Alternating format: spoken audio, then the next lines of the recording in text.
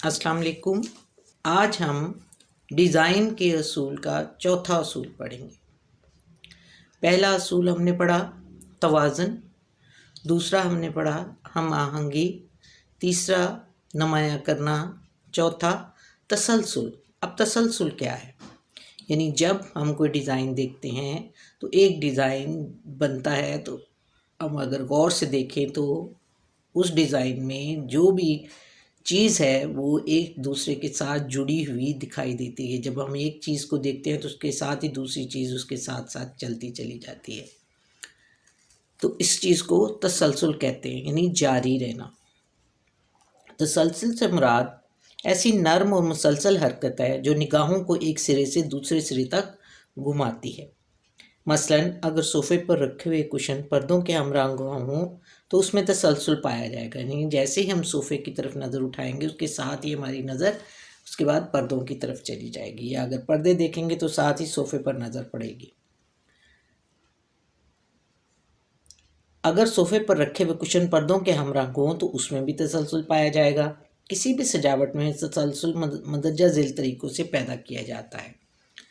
Number 1, बार बार दोहराने से।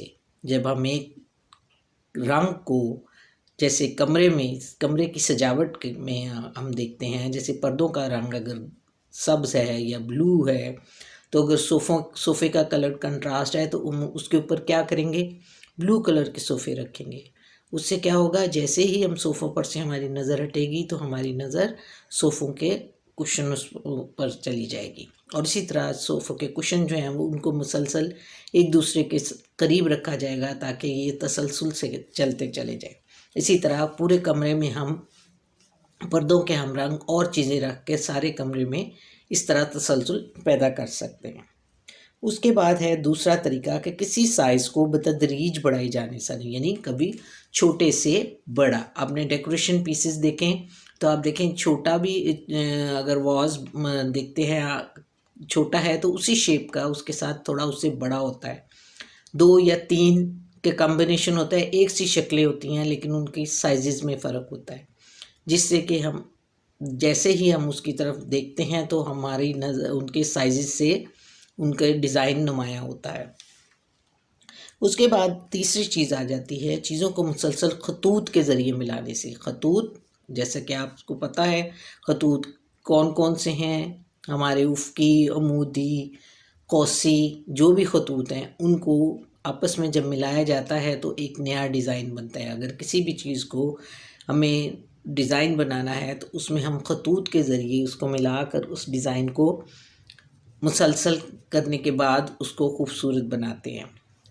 चौथी चीज़ आ जाता है कि मरकज़ से फैलते हुए खतूत, यानी अगर हमें किसी भी चीज़ को बनाना है, किसी डिज़ाइन को इन्हेंस करना है, उसका तवाज़न हमने रख कर लिया, उसमें हम आहंगी पैदा कर दी, उसको नुमाया करना है तो उसमें तसलसल दिखाया जाएगा कि मरकज़ जो है वो सेंटर से खतूत जो हैं वो बाहर की तरफ फैलेंगे, जिससे चीज़ जो है वो नुमाया होगी और इस तरह एक डिज़ाइन से डिज़ाइन बनता चला जाएगा।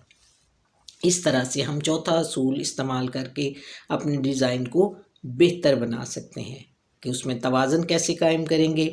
ये हमने पढ़ा है कि रस्मी तवाज़न होगा, गैर रस्मी होगा या कौसी खतूत का होगा।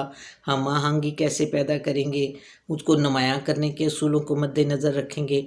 और चौथा असूल क्या है, तसलसल का, जिसमें या तो हम बार बार दोहराएंगे डिज़ाइन को, या उसके साइज़ को बतदरीज बढ़ाएंगे, या उसमें मुसलसल खतूत को मिलाएंगे, और या मरकज़ से फैले हुए खतूत, बाहर की तरफ फैलते हुए खतूत बनाएंगे, जिसके ज़रिए हमारा डिज़ाइन जो है वो उस अपने असूलों को मद्देनज़र रखते हुए मुकम्मल होगा।